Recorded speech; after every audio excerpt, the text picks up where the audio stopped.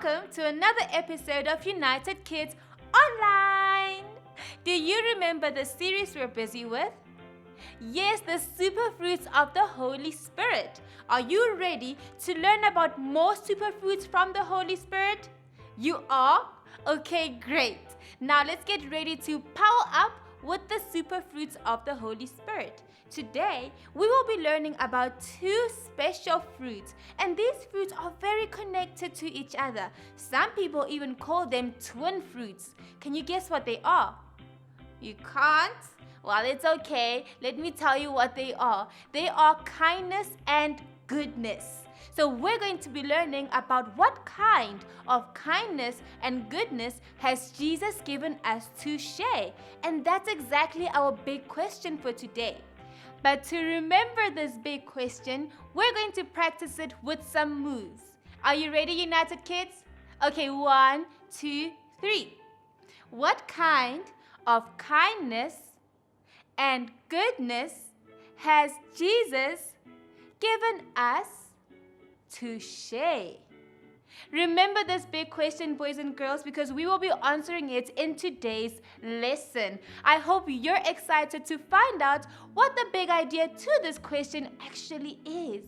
But before we get into the lesson, we're going to recap our memory verse. And our memory verse is about all the superfruits that we are learning about in this series. And after our memory verse, we will be getting into our memory verse song. I hope that you're ready and that you're excited. Okay, boys and girls, I'll see you after the song. Galatians chapter 5 verse 22 to 23 says, "But the Spirit gives love, joy, peace, patience, kindness, goodness, faithfulness, gentleness, self-control. There is no law that says these things are wrong."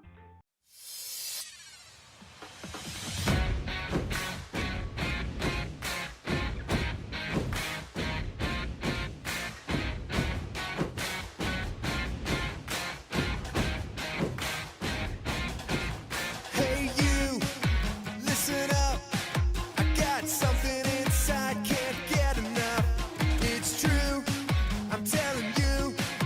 What you see in me is Jesus. I'm gonna show my friends and family this light glowing inside of me.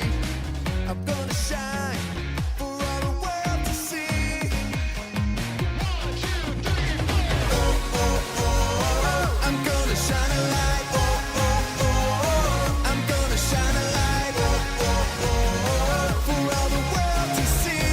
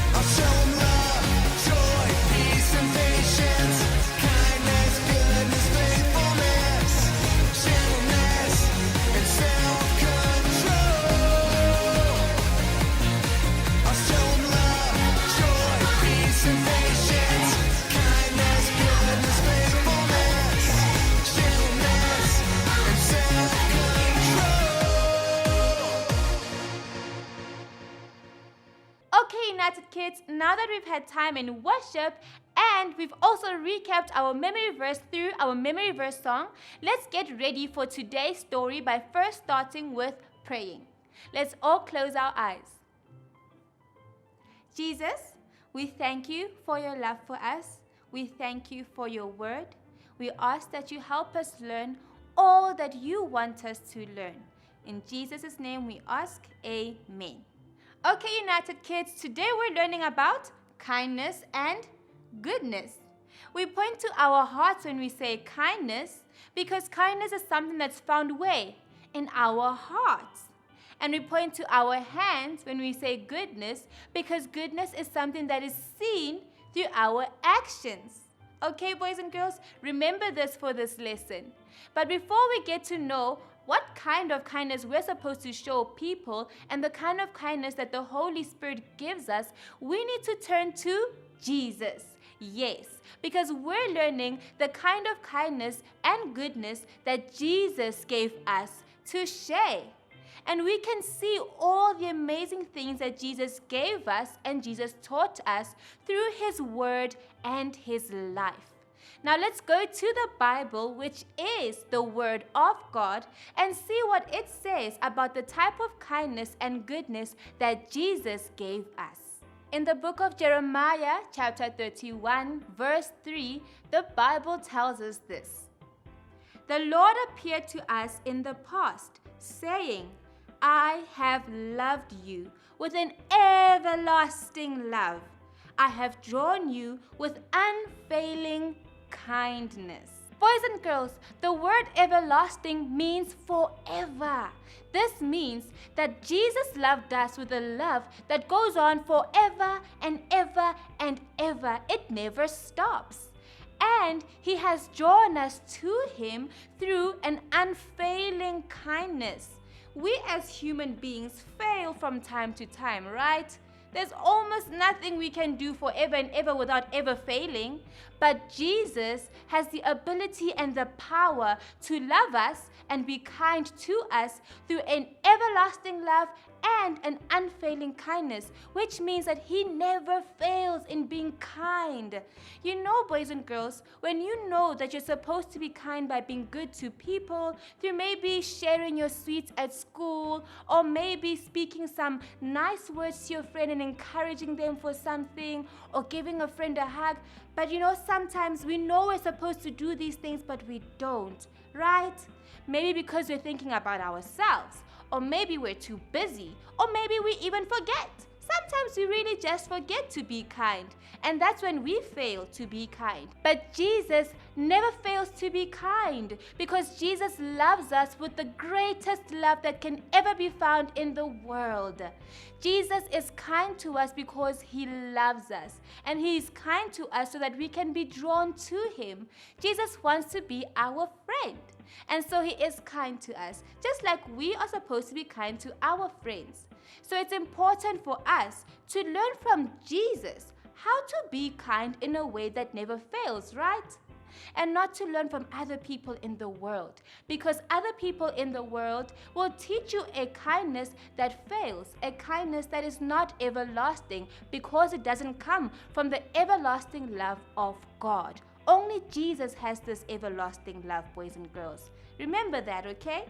But now, how do we get this kindness that never fails? How can we show people kindness that never fails? Well, that's why we have the Holy Spirit. The Holy Spirit gives us the power we need to love people the way Jesus has loved them, by being kind to them in a way that never fails. The Holy Spirit reminds us when we're supposed to be kind so that we don't fail at being kind. The Holy Spirit reminds us when we're supposed to share, when we're supposed to be encouraging, when we're supposed to just be loving to the people around us so that we don't forget, because we need to be reminded, right? I know I need to be reminded. Earlier on, we played a game, and in that game, we saw how it's not possible for us to do something forever and ever. We need to take breaks. We get tired, right? And that's why we have the Holy Spirit. And that's the power that he gives us. He gives us the strength we need to continue being loving and kind to people in the same way that Jesus was. Let's read another verse, boys and girls, that tells us more about this kindness and goodness that Jesus gave us. In Romans chapter 2, verse 4, the Bible tells us this: God has been very kind to you, and He has been patient with you. God has been waiting for you to change, but you think nothing of His kindness. Perhaps you do not understand that God is kind to you so that you will change your hearts and lives. In this verse, boys and girls, the Bible reminds us about how we need to be kind because God has been kind to us.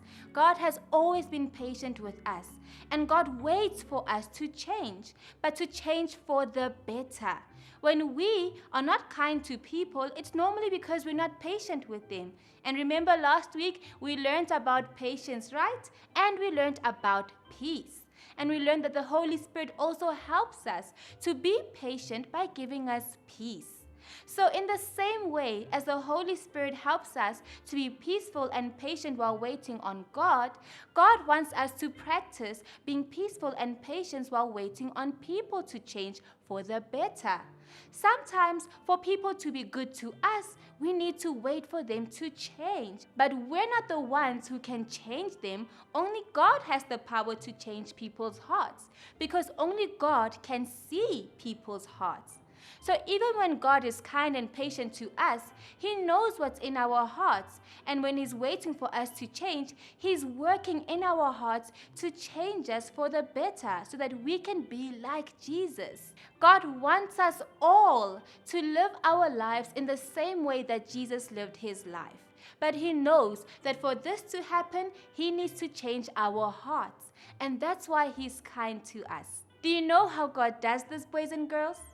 By forgiving us.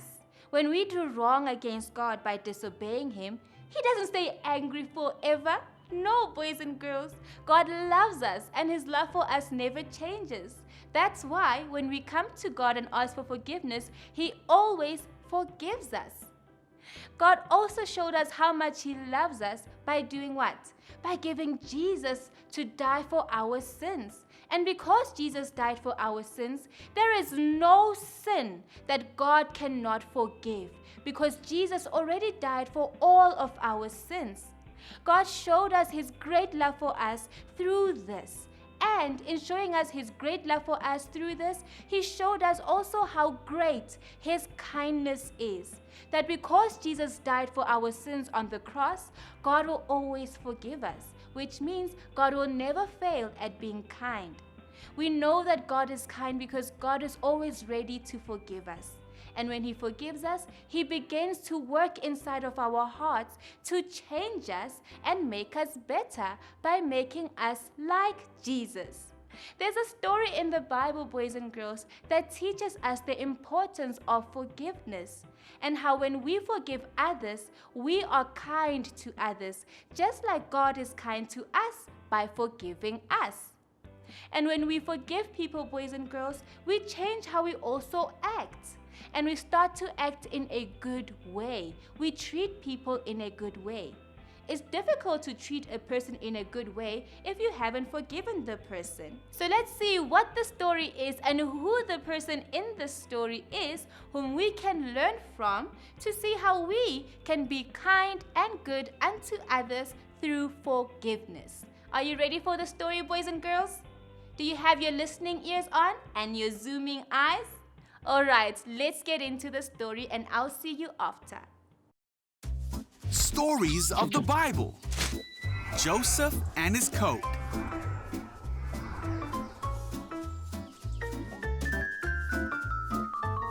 So this is Joseph. Hey! You see, Joseph was the son of Israel and Rachel. Israel loved Joseph more than all 12 of his sons. In fact, he made Joseph a coat to show him how much he loved him. When Joseph's brothers saw this, they hated Joseph. One night, Joseph had a dream. When he awoke, Joseph told the dream to his brothers.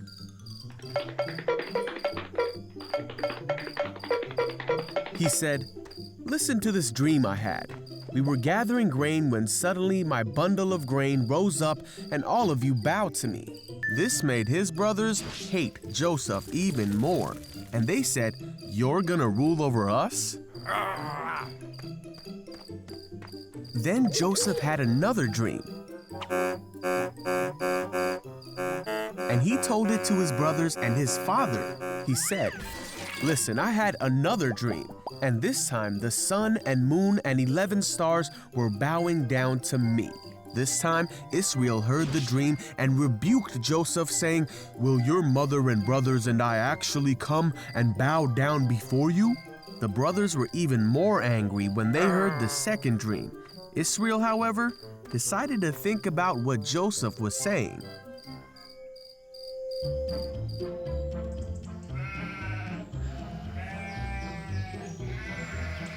One day, Joseph's brothers were working when they saw Joseph coming to meet them. One of his brothers mocked him and said, "Here comes the dreamer. Come on now, let's kill him and throw him away to be devoured by a ferocious animal. Then we'll see what comes of his dreams." One of the brothers named Reuben wanted to rescue Joseph, so he said, "Let us not take his life. Instead, throw him in the pit." Yeah. So when Joseph came to his brothers, they attacked him. They took the robe their father had given Joseph. They hoisted Joseph up and threw him into the well. Then they saw a group of men from Midian coming towards them. Judah thought it would be a good idea to sell Joseph to these men. So the brothers sold Joseph to the merchants for 20 shekels. The brothers then took the coat of many colors back to their father and made him believe that Joseph had been killed. Israel wept for his son whom he loved. Meanwhile, Joseph was taken as a slave to Egypt to work in the house of a man named Potiphar, for Joseph's story was only just beginning.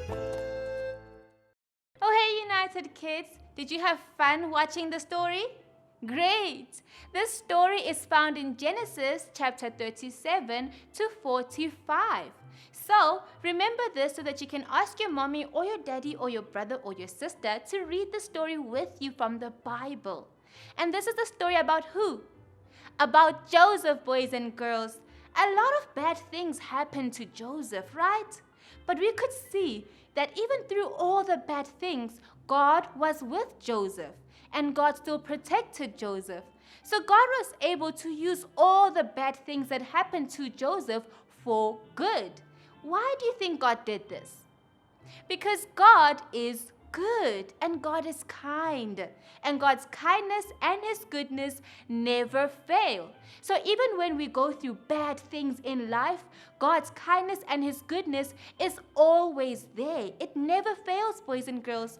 God doesn't forget to be kind and He doesn't forget to be good because it's who He is. Let's take a look at Joseph's story to see how God was kind and good to Joseph even while people were bad and unkind to him.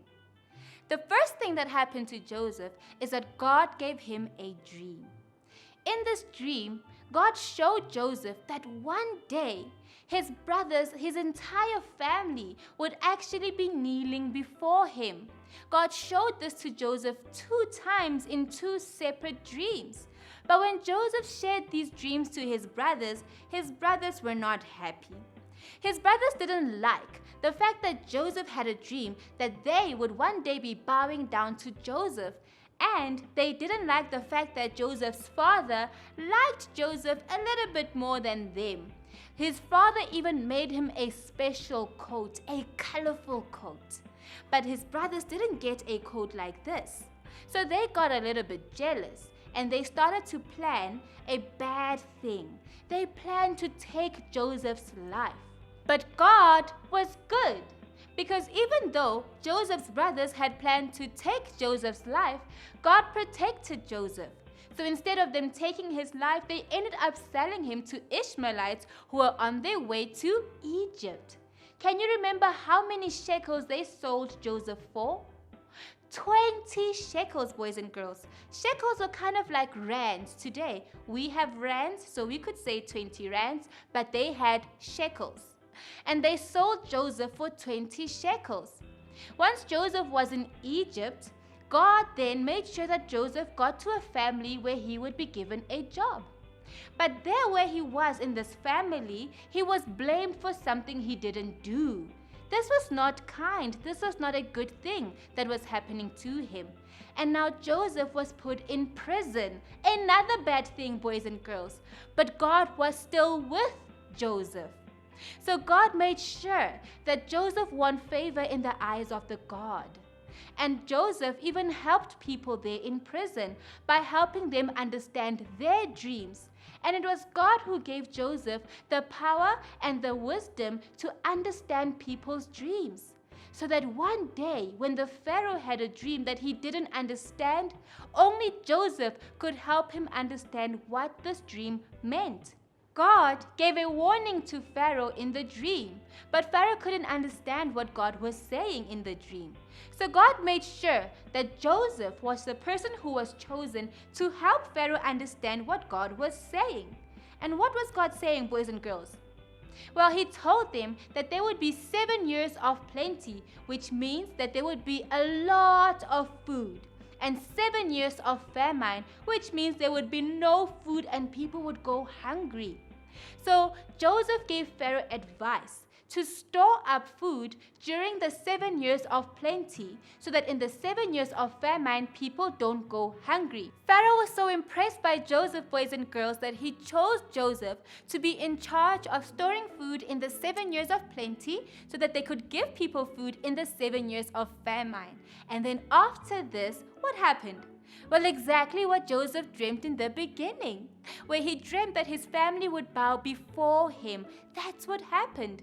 Because since now he was the one in control of giving people food, his family had to come to Egypt to ask for food. And his family had to bow before Joseph. But when they did this, they didn't even see that it was Joseph, but Joseph remembered them. He knew that it was his brothers. He knew that it was his family. Now, at this point, you would think that Joseph would be angry, right? You and me maybe would feel angry that, sure, you guys sold me. You guys wanted to take my life. And now you're here asking for food? But instead of thinking this way, Joseph chose a different way. Joseph chose the way that even Jesus would choose, by choosing to forgive them. He was kind to them, boys and girls. He was kind to them in the same way that Jesus has been kind to us, that God has been kind to us by forgiving us of our sins, forgiving us when we hurt God, when we disobey Him. So Joseph didn't think back on the times that he was hurt by them. He looked at them and he felt love. He loved them. And because he loved them, he chose to forgive them. And in so doing, he was kind and he was good to them. We can learn from Joseph to also be forgiving just as he was, by loving people the way God has loved us. And how has God loved us? He's loved us by giving his life for us, making sure that we can stay close to him by having a relationship with him. When we are kind and good to people, we show them that we have God's love in our hearts, because only God's love helps us to love people by being kind and good to them even when they've hurt us. Because that's how God loves us, boys and girls. He is kind and good to us even when we are not. Because God's love never changes even when we change. And God's kindness never fails even when we fail to be good. God is always good. And we need to learn from God how to be good, how to be kind and loving in the same way that He has been to us. So because God has forgiven us, we need to forgive others all the time. Even when it's hard to do this, boys and girls, we need to remember the story of Joseph and how many bad things happened to him, but he still chose to forgive. We need to remember Jesus and how many bad things happened to him too, by him dying on the cross for our sins, but he still chose to forgive us. So even when our friends or people around us in our lives are not kind to us and are not good to us, we need to be kind and good to them by forgiving them. That's how we will be able to be kind in a way that never fails, and we will be good to people just like God is good to us. You got that, boys and girls? When we do this, we will make God happy, and we want to make God happy, boys and girls, just like Ephesians chapter 4 verse 30 to 32 tells us. It says, "And do not make the Holy Spirit sad." The Spirit is God's proof that you belong to Him. God gave you the Spirit to show that God will make you free when the time comes. Do not be bitter or angry or mad. Never shout angrily or say things to hurt others. Never do anything evil. Be kind and loving to each other. Forgive each other just as God forgave you in Christ. Okay, boys and girls, now that we've learned all that we have about how to be kind and good to others by forgiving them in the same way that God has forgiven us, let's see if we can answer our big question for today. Do you remember our big question? Our big question was, what kind of kindness and goodness has Jesus given us to share? Well, the big idea for today's lesson is Jesus has given us to share a kindness and goodness that changes people's hearts and lives. You got that? Let's do it one more time. Jesus has given us to share a kindness and goodness that changes people's hearts and lives. That's great, boys and girls. I hope you remember this, boys and girls, and practice it every single day. Remember, it's good to forgive others. God wants us to forgive others because He has forgiven us. And if it's difficult to do so, we can always pray to ask God to help us forgive others the way that He has forgiven us. I'll see you next week for another lesson. We will learn more about the super fruits of the Holy Spirit. Bye!